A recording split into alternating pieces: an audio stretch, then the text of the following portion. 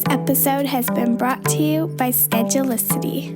And also by the Pelvic Health Professionals membership site. This is so exciting for me to announce here, Connected Yoga Teachers. This membership site is where healthcare professionals from all modalities, yoga teachers to PTs to movement educators to doctors, nurse practitioners, you name it. This is where they go to collaborate and learn about all things pelvic health. We have an up-to-date library of resources that is growing each and every day, an online private group, monthly Q&A calls, and access to amazing pelvic health experts from around the world. I'm so excited because we just booked our very first guest, who you have heard here on the podcast, Shelly Prosco. So we have talked over the last few days, and I am just so thrilled to have her in there as our very first guest. To find out more about this, visit pelvichealthprofessionals.com. Okay, Connected Yoga Teachers, welcome to episode 125. I'm your host, Shannon Crow, a mother of three, a yoga teacher, and a trainer and consultant who works for yoga teachers. This podcast was created for you, so you can connect to information and inspiration every single week and feel supported as you navigate being a yoga teacher and an entrepreneur and a business owner. And sometimes as a business owner, or even in your own personal life, you may encounter this feeling of being stuck. You feel like you can't move forward. You can't make a decision. And you may not only see this play out in your own life as a yoga teacher, you may also have students who come to your yoga classes in search of release from this feeling of being stuck. That's why I'm so excited to have Shira Gura with me on the show today. She's an expert in helping people get unstuck in their lives and their businesses. We talk about what it means to be stuck, some strategies yoga teachers can employ to help their students get unstuck, as well as what you can do to get unstuck as an entrepreneur, particularly in areas like marketing and selling, those areas that a lot of us struggle with. Connected Yoga Teachers, this is such an informative episode. It has valuable tips and actions you can take immediately to get unstuck in your own business or relationships and to help others in your life get unstuck with things they're struggling with. You're going to hear Shira actually guide me through something that I was feeling stuck with. And what's so interesting is it has all come together and launched. It's that what I was talking about at the top of the episode, the Pelvic Health Professionals membership site. All of our show notes are ready for you at theconnectedyogateacher.com/125. There you can find the links that we talk about along with clickable timestamps so you can easily go back to a specific topic in each episode. Before we dive in, I want to say a special thanks to Nazli Takesh. I hope I'm saying your name right. Nazli said that the podcast is easy to listen voice and covers so many topics that us yoga teachers are always thinking about. I've learned a lot from this podcast. So happy I found it. The Facebook page is also one of the more interesting yoga groups I've been part of. Most questions and topics discussed in this group are actually relevant to me. Woohoo! Thank you so much for taking the time, Nazli. It means a lot that you reached out, shared a review, and shared how you're feeling about the group and the podcast. I hope that we are continuing to support you in your yoga journey. And I'd like to know, Connected Yoga Teachers, if you are enjoying this podcast, have you left a review yet? You can either do that on our Facebook page or go to the show notes. This is really the best gift of thanks for a podcaster, and it is a great way to have your moment of fame because I like to read them on the podcast each and every week. Before we dive in and you meet Shira, let's hear our hot tip of the week from Schedulicity.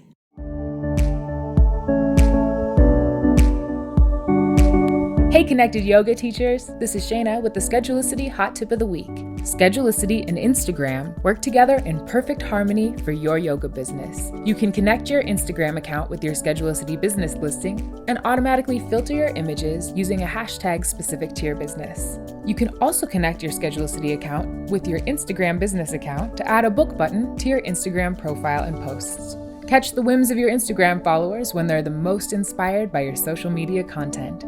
For more information, visit essentials.schedulicity.com or inquire at support@schedulicity.com. We'd love to help you get the most out of your online accounts.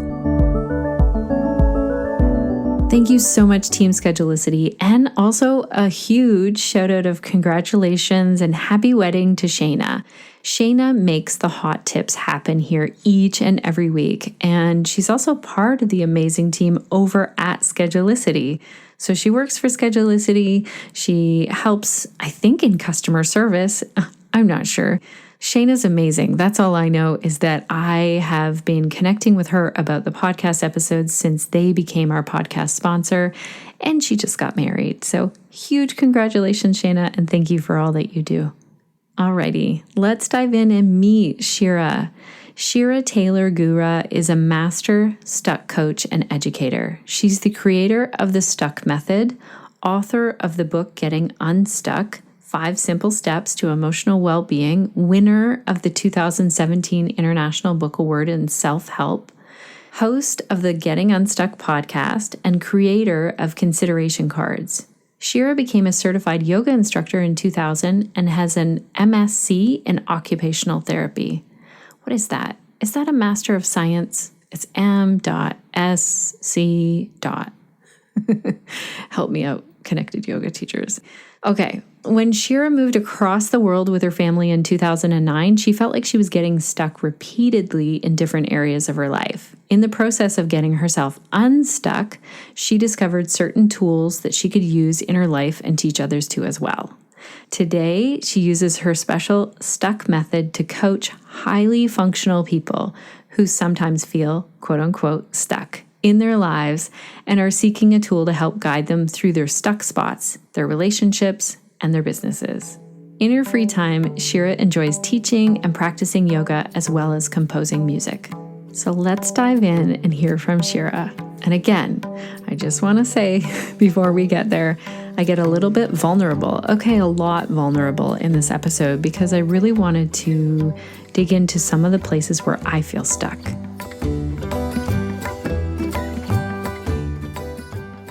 Welcome to the Connected Yoga Teacher Podcast, Shira. It's great to have you here today. Thank you so much for having me, Shannon. So tell our Connected Yoga teachers sort of where your yoga journey began. Do you remember where that began? I absolutely remember. I will never forget where my yoga journey began. So, because it wasn't that long ago, to be honest. I'm in my mid-40s right now, but when I was in my late 20s, I was studying for my master's degree in occupational therapy at Boston University. And I had a full load of classes. And I was looking at the course catalog and I saw that yoga was being offered. I knew nothing about it at the time, but I thought it would be a place where I could learn just to relax and de-stress. And so I walked into this class. It was all, it was like all freshmen students. And here I was, like 10 years older than everybody else. And I walked in, I took the class, I walked out, and I said, I need to become a teacher and help bring this to the world. And basically what happened was it was a 2-year program, so I had 4 semesters. And every semester I continued with that same teacher who was phenomenal. And that's where my practice began. Do you remember who that teacher was, if we give a little shout out to them? Her name was Barbara, but I don't remember her last name, and I highly doubt that she's still there. She was older. She was an older woman. Maybe she's there. I don't know. I haven't stayed in touch with her, so I don't know her last name. That's amazing. And I love how that was there for you when you're like, okay, I have all of this other pressure of school and now. And it was in the first class where you thought, that's it, I want to become a teacher. Yes, I walked out feeling like jelly, feeling like I had no awareness that I was holding so much stress in my body. And it was really that awareness that was like, if I'm like this, and I don't really see myself as such an uptight person, maybe I am, I didn't know at the time, but if I'm like this, like, it must be that the rest of the world is like this too. And if I didn't know about yoga, most people don't know about yoga. It was just this huge realization that I knew that this is something I wanted to do with my life.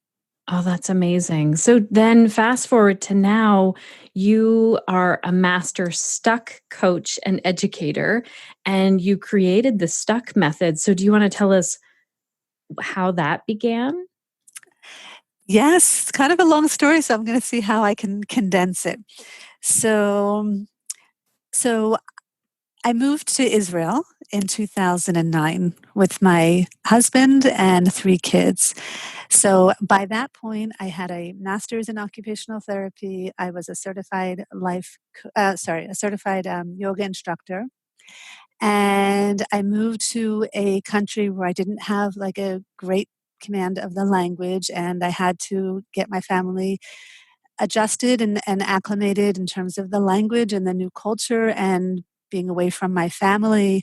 And basically, we moved to the northern part of the country here. We're basically in the country. We're in the middle of nowhere. We are not in a city. We are not near a lot of English speakers. And I basically had to reinvent my life because whatever I was going to do or continue doing that I was doing in the States before we moved, I wasn't going to be able to do here because it's just a new it's just completely different. It's just a completely different place, and it's and doing everything in a different language, which is very, very difficult. And so as soon as I moved here, very soon after we moved here, I started blogging about different stuck places where I was finding myself here in Israel, and also in my relationship with my husband and my kids and this new community and this new culture. I noticed that I was stuck a lot. I use that word stuck, like stuck on an emotion, stuck on fear, or stuck on anxiety, or stuck on disappointment, or stuck on frustration. And so I started blogging about these stuck spots.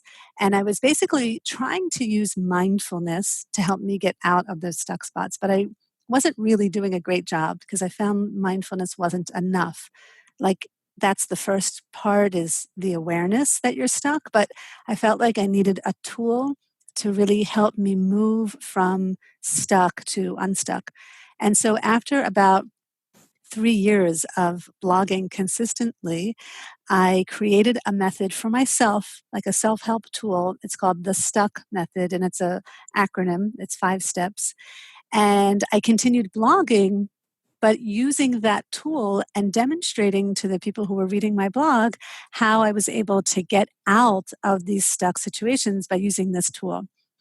And so basically, the long story short is the subscribers were telling me that I should publish a book or turn this into a book. And I was saying, but I'm not an author. I don't know the first thing about writing a book. And I pitched my idea and the blog to a publisher. It ended up turning into a book. It became the 2017 winner of the International Book Award contest in self-help. And that turned into a podcast called Getting Unstuck.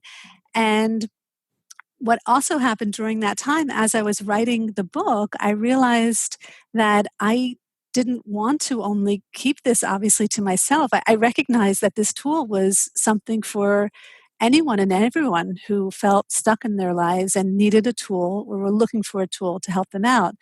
And so as I was writing the book, as I was in that process, I gathered the English speakers that were living in my community at the time, and I offered to start working with them and to teach them this tool and to offer it in a group setting and work with people one-on-one.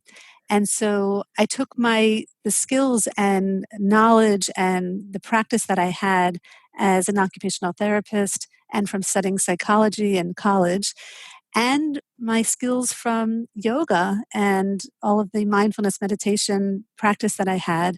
And I brought that into this new role for me, and I basically reinvented myself, and I became this stuck coach. To now, I continue working with people one-on-one and in a group setting, but now I'm also certifying people in this method so that they can also become stuck coaches and use this tool with their clients. Wow, that's an amazing journey. And so take us back, like when did you move to Israel? What do you remember what year that was? Yep, it was August 19th. Even the date I remember, August 19th, 2009. Okay, so 2009, and then your book won the award. Did you publish it in 2017, or is that It when it was won the award? that's when it won the award. It was published in 2016. Wow. Okay. So quite a journey. And I love how this started from your own struggle and a Mhm. lot of the education that you had coming into this as well. So you were certified as an occupational therapist as well as a yoga teacher. Mhm. And so you also, I just want to pull out one more piece of information here is you started a blog and it sounds like it was your own way of journaling through the stuck places. So do you remember you said consistently you blogged? Do you remember how often you blogged? Every week. Okay. I was dedicated. I was dedicated also because I noticed that if I missed a week of blogging, people would write to me and say, where's your story this week?" Because I was, and they were stories. They weren't just. I wasn't. The blog wasn't didactic. It wasn't. I wasn't teaching necessarily. I was sharing personal stories, and personal stories are they can be very intriguing, and people can be very interested to hear more from you and about your stories. So yeah, so it was every week. And so can you think of one of the most popular stories then that you shared with your audience of you being stuck? There's so many. One of the most popular. Hmm. Or one that sticks out for you in terms of it was kind of a light bulb for you in Hmm. this stuck method? I'll tell you one. It's not maybe the most. This one got a lot of traffic actually on Facebook, which I wasn't expecting at all. But it was basically stuck on. I called it stuck on gray. And so I was, again, when I came here, I was already in my 30s and I was starting to go gray, right? My hair, talking about my hair. And I wanted it to go natural. I'm a very natural person. And my daughter at the time, who was probably 10, was actually complaining a lot to me that her friends' moms look a lot younger than I do, and they look Oh, prettier oh. because they dye their hair. And she was really upset about this. She was telling me, I mean, this was often, and I remember she was crying even a few times. She said, "You look like a grandmother." And I said, "But this is who I am. Yes, this is the way I am. And I would love for you to be who you are." And it was just a situation that I had to stop and look at that. Is this a stuck spot? Like, am I be sometimes when you're stuck and you're not even quite sure if you're stuck. You don't know if you're holding on to beliefs or values or something because you're doing it with complete consciousness, or you're doing it because you're not even thinking about it, you're just going with it. So that was a story that I had to look at. I went through the stuck method. By the end of the stuck method, what I considered was trying to color my hair just once, just to buy something and try it and see how I feel. And I got unstuck just by considering that, just recognizing I can try it and I could always, go back to my gray. And basically what happened at the end of that story is I went back to the United States that summer.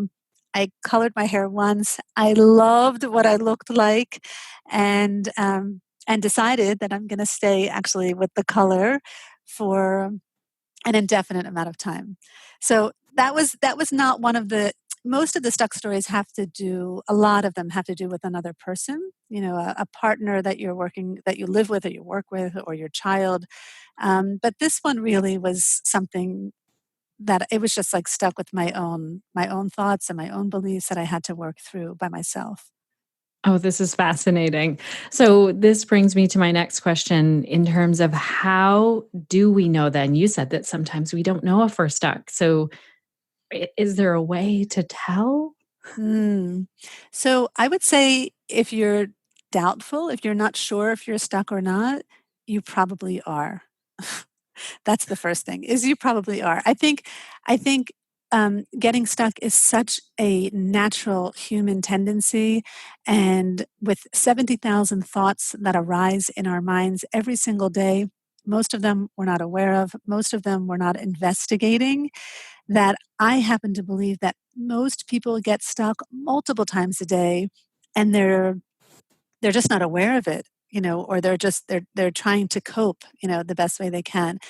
But you could always take yourself through the method and test it out, and see if you're stuck or not. But usually if it's like, yeah, I'm not sure if I'm stuck, most likely you are. Okay. So if we take a really common example, and I'm happy to also throw myself into this example, if we take a really common example that I hear from yoga teachers, is they will tell me, okay, I have this idea for this workshop or this retreat or this class, and I just don't, I, I'm just not comfortable like telling people about it, marketing it. I don't feel confident enough. I don't have the tech, or I don't have the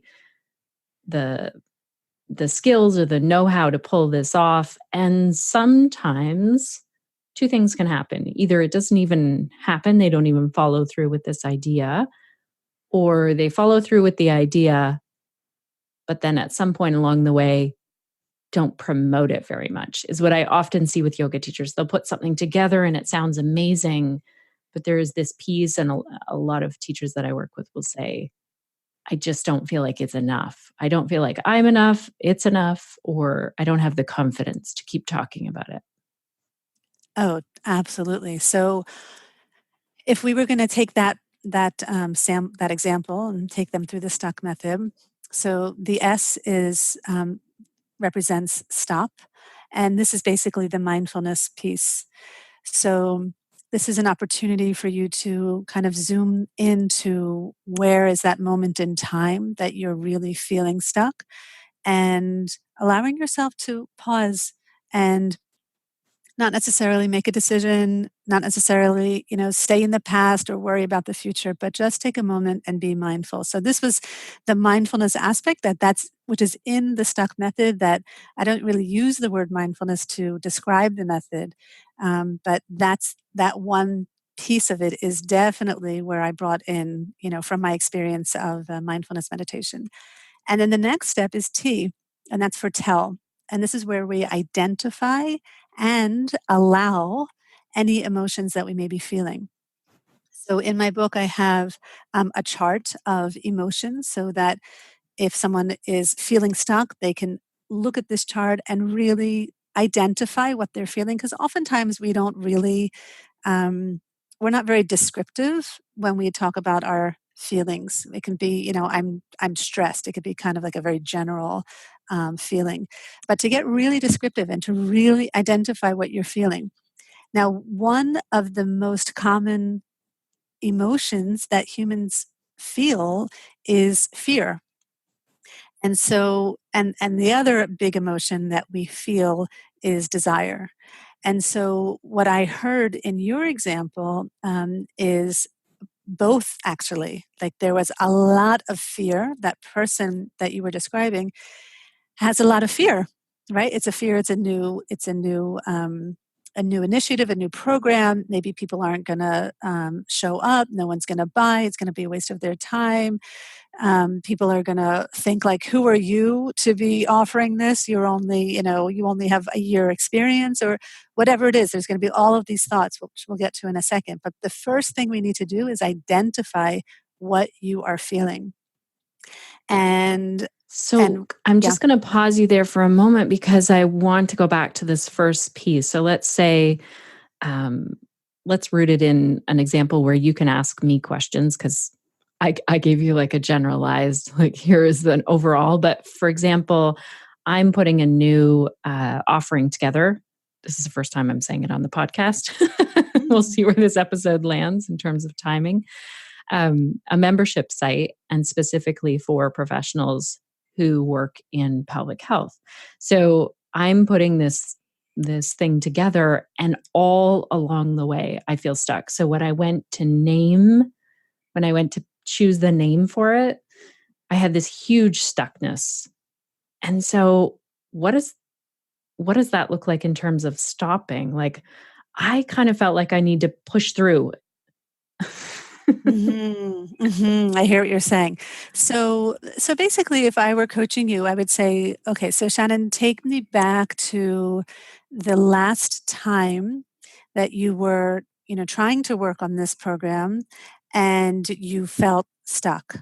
And I would ask you to just describe, like, where were you? Were you home? Were you at a library? Were you with your computer? What did that stuck situation look like? Oh, that's easy. So it was yesterday for hmm me. So it's really close to mind. And I was scrolling through a membership site Facebook group and looking for ideas because I'm trying to define what the aspects of this membership site look like. So I'm putting together the offer basically, and I feel like I don't know what people want. I'm uncertain. I'm also worried about my schedule and how I can fit it in. And then as I'm scrolling, I'm just getting overwhelmed with ideas and questions about tech and oh, this person did this. So should I be doing something like that? Like I start to doubt also. hmm Yes. Does that help? Yes, yes, yes. So what I would do if I were coaching you, I would have you sit back in your chair and close your eyes and visualize that stuck spot that you were in. And I would take you through a stop, which basically means focusing on something that's in the present moment, which the easiest thing to do is to come to your breath. And I would guide you to take a few breaths so that you can get present. So instead of being, stuck in the future of, I don't know how to do this. Should I be like them? Or stuck in the past, um, whatever that may look like. Instead, guiding you to this place of get, get here and now, because we really can't get unstuck if we're clouded, right? If we have all of these thoughts and all of these emotions all over the place, it's nearly impossible to get unstuck. We need to come and start from a very clear, grounded place. So that's what I would do if I were working with you. Okay. And that's where we would start. Just to, oftentimes when you work with a client, they're very emotional in the beginning as they tell their story. So it's also a way to, to ground them and to settle them into the session. And then for the tell, I heard two. I heard you are stuck on overwhelm, and I also heard that you're stuck on doubt. And it could be more, right? It could be also stuck on fear. Um, it could be stuck on anxiety. It could be a lot of emotions. And when we go through this, it's basically looking at one emotion at a time, because every emotion that you have, that is being created by a thought, because thoughts create emotions. And so if you're feeling overwhelmed, there's some thought that is creating and making you feel that overwhelmed. If you're feeling doubt, there's probably another thought that is creating that feeling of doubt. If you're feeling fear, if you're feeling like I'm not good enough, whatever it is, you have all of these thoughts going on and they're each creating a different emotion. So basically when we're practicing this tool, we're separating out the story. Our stories are comprised of thoughts and emotions.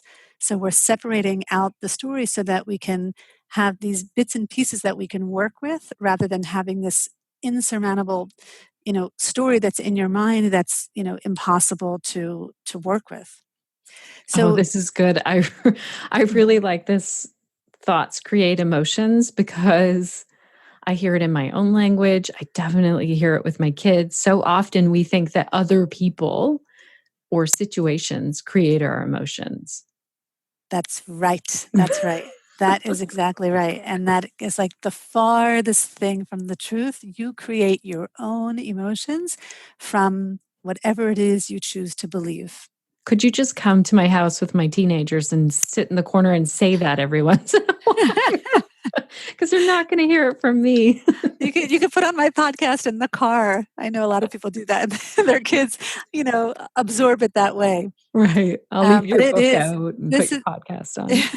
It's such a great thing, by the way, for kids, for teenagers. Oh, yeah. This has been like powerful for my daughter. She's in 11th grade, like really, really powerful in terms of working with peer pressure and getting stuck with, situations like that. Huge, like really awesome work that people can do with teenagers. But anyway, so if I were working with you, I would say let's pick one emotion right now. Like, what's the strongest emotion that you feel around creating this membership program? I think it's overwhelm. Like Mhm. overwhelm. Like one other instance where it's coming up is I need to choose a launch date. I know that from working with people. If the launch date is chosen, then everything sort of falls into place. And I am hesitating on doing that. And every time I go to look at my calendar, I get distracted with other things, like putting other things in my calendar, kind of like when are our summer holidays? Like, so I think Mhm. it's the overwhelm and then choosing to do something else with that. Yeah. Yeah. So one of the things, the important things that we talk about in the method and in my training is that it's not only important to identify the emotion, but it's important to allow yourself to feel it, because what we typically do with emotions is we avoid feeling them so that we don't have to feel a difficult emotion, because difficult emotions are not fun to experience. And the problem with avoiding the emotion or distracting yourself from the emotion or numbing yourself, trying to find something else that will make you feel pleasure in that moment so you don't have to feel the pain, is that that emotion's not going to go away just because you distract yourself. It's going to come back. And so one of the most important things in this step is to allow yourself to feel the overwhelm. And I would, if I were coaching you, I would walk you through your body and ask yourself, where do you feel the overwhelm?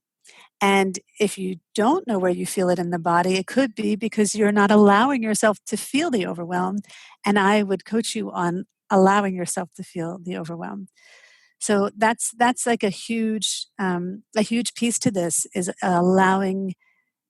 We're going to resist. We're going to resist feeling the emotion, and the most important thing is to allow yourself. If you resist it, you're probably going to turn to something else. Yeah, So like that Netflix is a great example. yes, food, Food. right? Yeah. I love to go outside and be in the garden. Now I feel like, okay, well, that's therapeutic. But you're saying, so what is, can you give me some tools in terms of, okay, Shannon, let's sit with this emotion and let's feel it. You Mm. said coming into my body and feeling where it is there. And so if I can't, Yeah, I mean, what I like to do, I like to just roll out my yoga mat and lay on my back. The emotion that I feel often in my life is anxiety. It's stress at work, and so and what I tend to do if I'm not being aware, I distract myself by eating because that's pleasurable, and then I don't have to feel the the pain and the suffering of stress. But of course, I've learned over time that that's not helpful. That doesn't do anything beneficial to me for me at all. And so what I have learned to do is I basically roll out my yoga mat.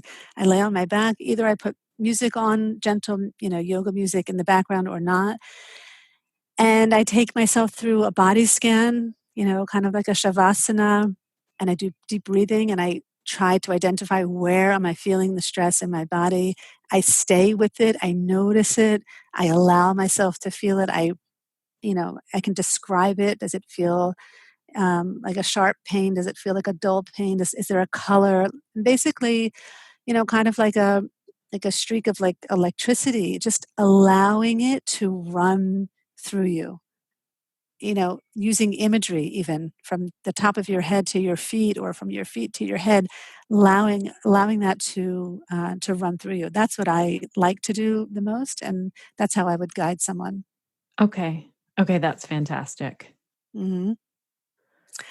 And then after we identify the emotion and we make sure that you're allowing yourself to feel it, um, because once you feel it, once you allow yourself to feel it, you don't really need to run anywhere, because, the worst thing that could happen in that moment is that you felt a feeling, which you just did. So you don't really need to distract yourself at this point. So we can go on to the next step, which is and that's for uncover. And this is where we uncover the beliefs that created that emotion. So if we're working with overwhelm, I would ask you to tell me some beliefs or thoughts that are creating this sense of overwhelm in you. And basically, you can just finish the sentence. If I start, I believe, and then you can finish the sentence with what you believe.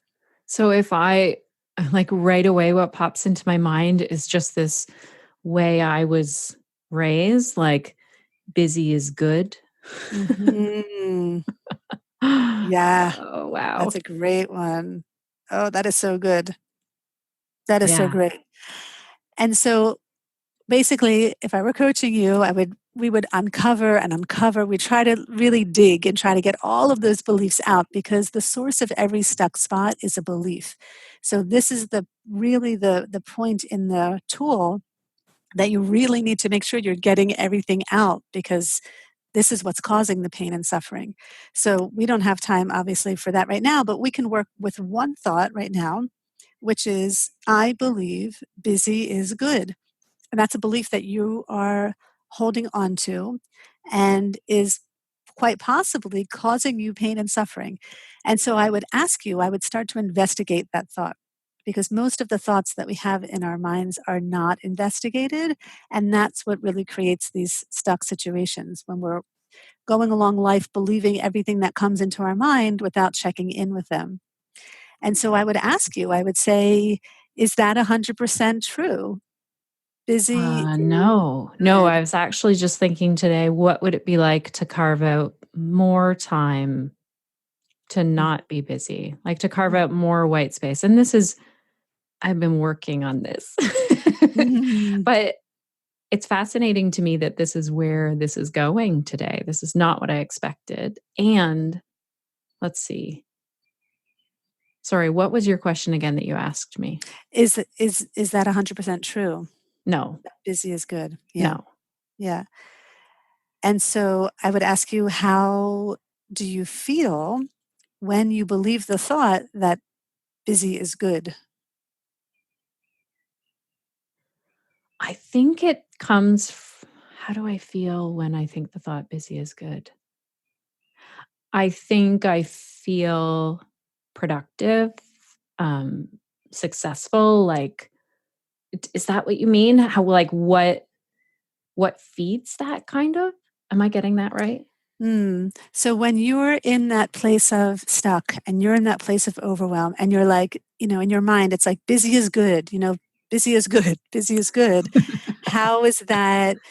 How does that feel to you in your body? Or another way I can ask it is, um, what value, if that belief isn't 100% true, what value does it have in your life? Um, I all I can think of is this long line of sort of my parents and their parents, and this general message of, you know, and this is, I do not want to place judgment on, like, my grandparents and my parents, but this whole kind of, what did you do today? mhm. Which I Yeah, obviously make the choice to believe that that is valuable. yeah, yeah. So, well, one of the things that we do with this tool is, when we're looking at the thoughts, we we check in if there is, I call it a flip. If there's any way to look at that belief in a different way that might have even more truth than the original statement. So, in your situation with this sentence, I believe that busy is good, I would challenge you. If we flipped it and we said, I believe busy isn't necessarily good. Right. Would you say that there is any truth to that? Yeah. Oh, yeah, for sure. Yeah. Can you back that up with where you see more truth in that busy isn't necessarily good or beneficial? I think in terms of the work that I've done, so I used to think I needed to start work as soon as possible in the morning, and the more I build in time for myself first thing in the morning, which does not feel like busy time. Like that's that rolling out my mat, writing in my journal. Mhm. I'm still doing something, but it's I used to view that as selfish time, and I now know that actually that is what feeds the rest of my day, like enables me to be a more effective person, enables me to actually focus on the tasks that I need to do instead of kind of having this like so the busy to me feels like I'm just sort of putting out fires, like doing this, doing that, not focused, effective. Let's get this done. Yeah. Oh, that totally resonates with me. And so basically, when we look at a thought and we recognize that it's not 100% true, that opens up a window of opportunity for you to go to the next step, which is C for consider. And this is where I often tell people it's kind of like yoga for the mind. It's like you're basically stretching your mind to see what else is possible in the situation. So in your situation, there's way more that we could have gone into, with doubt and fear and lack of maybe confidence or I don't know. There was like so much that we could have gone into. Right. But right now we're only taking one little piece of it, but still, it's like what else can we consider? And that's actually you just self-generated that by saying that busy isn't necessarily so good. That actually carving out the time for me in the morning actually impacts how effective I am and how focused I am later in the day or when I go sit down to work. And so that's a consideration that you self-generated and then you basically take that on. And that's the moment where you get unstuck. So again, you have this kind of like a broader stuck situation that if we were working together, we would have to, you know, go more into the haystack and pull more of the thoughts out and really get clear on everything. But at least for this thought that we just worked on, that I believe busy is good, it sounds like you have gotten unstuck from that belief by taking on the consideration that you know staying busy isn't necessarily the best thing or it's not necessarily the healthiest thing for anybody. And so that's the moment where you get unstuck, is when you take on a new consideration. The last step in the method is K, and that represents okay, because I couldn't think of a really good word that starts with a K. But okay, basically we wrap up this process of getting unstuck with self-compassion. We go back to the T step and we remind ourselves what we got stuck on. So I got stuck on overwhelm, and often I encourage my clients to put their hands on their hearts and hold themselves in self-compassion and either say, I forgive myself, or it's okay, or I'm human, I'm not perfect. Because what I have found when I was blogging was that if I didn't hold myself in self compassion, I would get stuck again on guilt or shame or embarrassment or blame or resentment for having gotten stuck in the first place. Because sometimes we can get stuck on like the silliest things. We can go into emotional childhood and can really get stuck. And then afterwards feel like, oh, why did I do that? Or why did I say that? And so this last step really it just wraps up the process in this beautiful way where you are, you're clean. You have like this clean slate. Like it's okay, I got stuck, and tomorrow is a new day. Right. Oh, I love how this is the last piece of it and how you said, because otherwise we come into another stuck place, like more beliefs like, oh, why am I like this? Or that's fantastic. So the very first one is that stop. The second one is identify emotions. What was the T? What did this T stand for? I forget. Tell. Tell. Tell. Yep. And then it was uncover the beliefs. Mm-hmm. This, sorry, did you want to say something more Yeah. about that? So it's uncovering the belief, and it's also investigating them. It's also checking into the truthfulness or the veracity of the thoughts.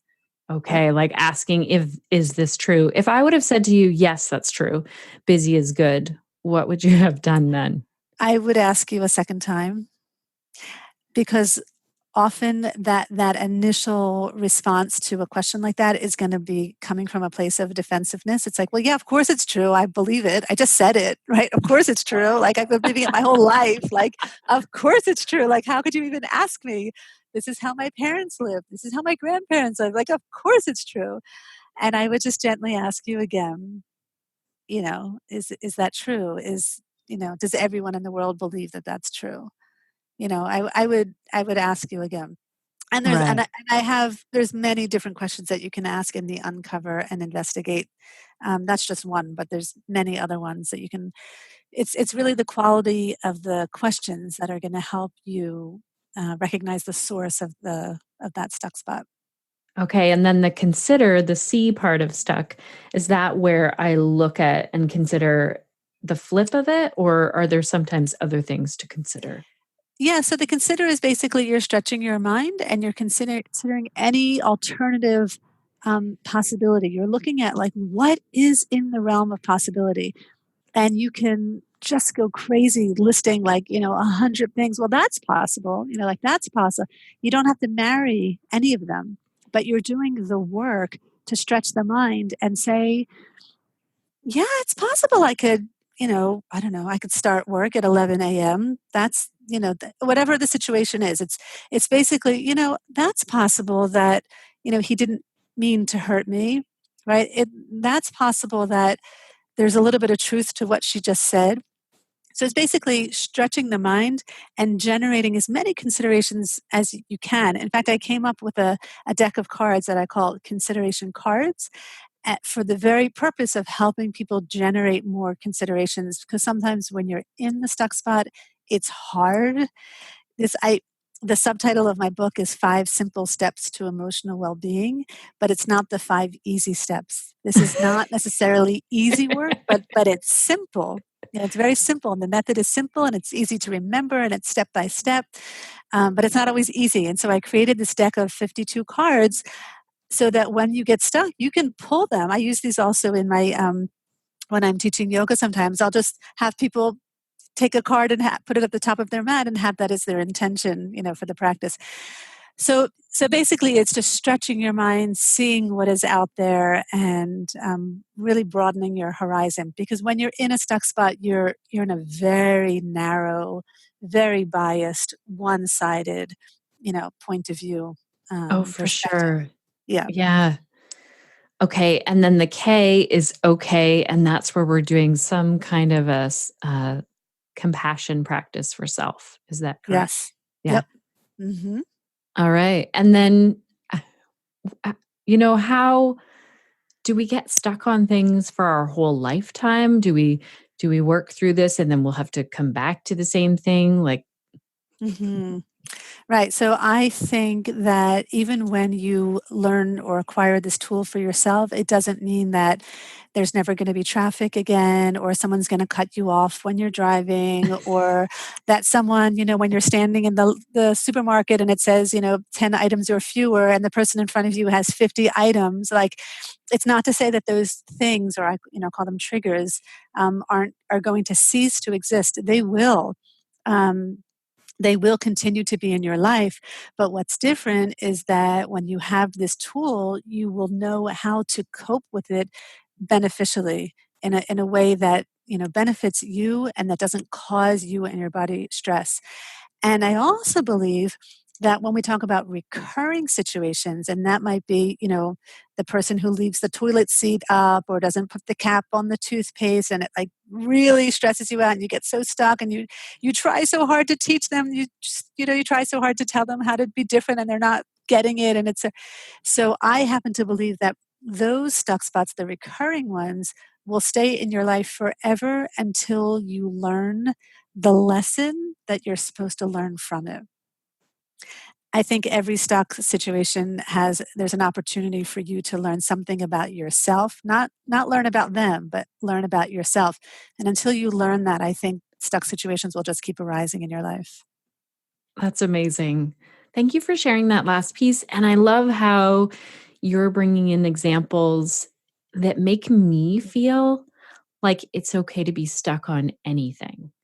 Mm, Like mhm. there's this permission that it's not, oh, that's just a silly thing. Like you brought in, this is helpful for teenagers. And oftentimes we can think, oh, goodness, like when they get to that age, they sure worry about the littlest things.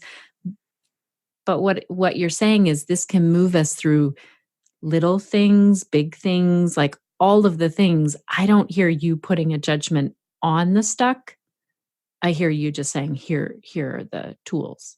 Oh, yeah. Oh, I have no judgment. I share a story a week on my podcast. I have thousands of listeners from around the world that listen to my stories, and I think they listen because they acknowledge that they're also stuck and that it's okay. If we didn't get stuck, we wouldn't have minds. We wouldn't be human beings. We get stuck because that's the job of the mind. The job of the mind is to have a response to a stimulus. Something appears in your life that you like or you don't like, and you have a judgment on it. And then the question is, what are you doing with it? Are you holding on to that stuck situation for the whole day, for the month, for years? Are you holding, a grudge on that person? Are you not forgiving that person?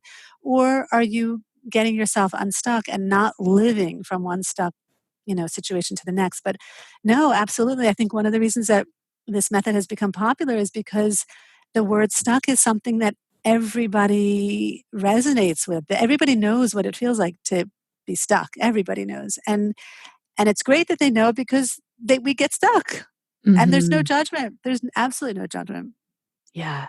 So it's the best place. I have your website here and we'll definitely link to it in the show notes. ShiraGura.com, ShiraGura.com. Is that the best place then to connect with you for your podcast and your book? Yep, that's a great place. I also have a Facebook group called Getting Unstuck where we practice these exercises every day. Oh, nice. Oh, that's so nice that you have a Facebook group where people can go and kind of have the support and the connection as well. Yeah. Oh, that's amazing. Is there anything else that you'd like to share with our yoga teachers in terms of if they're feeling stuck or they have students who are feeling stuck? So I guess I would like to tell the teachers that they can learn this. They can, first of all, they can learn this for themselves. And the more they learn, the more they heal themselves in terms of learning how to get unstuck, the more they can heal other people. I would definitely recommend starting with yourself, really understanding how the mind works, how your mind works, and how you can get yourself unstuck before you work with other people. And I warmly invite any yoga teacher to come and um, have a conversation with me about learning this tool and getting certified in this tool so that they can also become stuck coaches. For me, it was a wonderful. It was a switch that I didn't know was happening in my life when I moved countries. I didn't know that I was going to be taking on a new, profession, and I just found it's been amazingly complementary with the continuation of teaching yoga. So I would anyone who might be interested in either being coached or learning how to become a coach, that I warmly invite them to reach out to me. Oh, thank you so much for that. I love how this all started from, I'm sure it didn't feel like a nice place when you were moving Mhm. and life was just uprooted and you felt stuck in so many ways in your life and you started sharing. And the key piece there is people started missing you if you weren't sharing and saying, okay, now it's time, make a book. And then it rolled into a podcast. And it's fascinating now that you're now helping other people to share this more. So thank you so much for your time today, Shira. Thank you, Shannon. It was great to speak with you. Also, listeners, Shira is still here with me, and she has just said that she is happy to give two of our listeners one deck of cards and the book for anyone who comments in the show notes. And Shira, tell us that you're also giving away a deck of cards a month on your podcast. I am. Every single month, I give away one deck of cards to someone who leaves an iTunes review for my podcast. That's amazing. Thank you so much. Alrighty, connected yoga teachers, how is that? What is your key takeaway? How can you use what Shira shared today in this S.T.U.C Method in your own life, in your own business? Thank you again, Shira. I learned so much, and this has really stuck with me. I couldn't resist. It really has. It has been in the back of my mind, different things, and how I sort of approach a place where I feel stuck. So thank you so much. I feel like this is something I could come back to over and over again. For those of you who want to hang out with me in person, I have a couple of spots left in the Yoga for Pelvic Health in Meaford, Ontario. That's November 2nd and 3rd, 2019. All of the details are on the connectedyogateacher.com website under trainings and events. Thank you so much to our amazing team over here at the Connected Yoga Teacher, Samantha, Suzanne, Crunch, and Cindy, for making not only today's episode possible, but so much else. And thank you mostly to you, dear Connected Yoga Teacher listener. I know that you are busy and you have taken the time to listen all the way to today's episode, and I don't take that lightly. It means a lot to me. It means a lot to me that you've dug in and you've looked at how can I deal with things when I feel stuck? How can I help my students? And you are doing the work, doing the inner work, doing the work out in your community. And I just want to say thank you for doing that. I also want to hear from you. If you want to leave me a voicemail, there is a button on the homepage. Go to theconnectedyogateacher.com, look over on the right-hand side, and you will see the button there. I love voicemails. I use voice messenger on Instagram, on Facebook. Give me a phone, people. This is what I like to do. I like to talk. I also like to listen. So feel free to reach out to me in any one of those ways. And I want to know, Connected Yoga Teacher, what will you be doing this week to stay connected to yourself, to your practice, and to your community so that you can share the yoga that lights you up?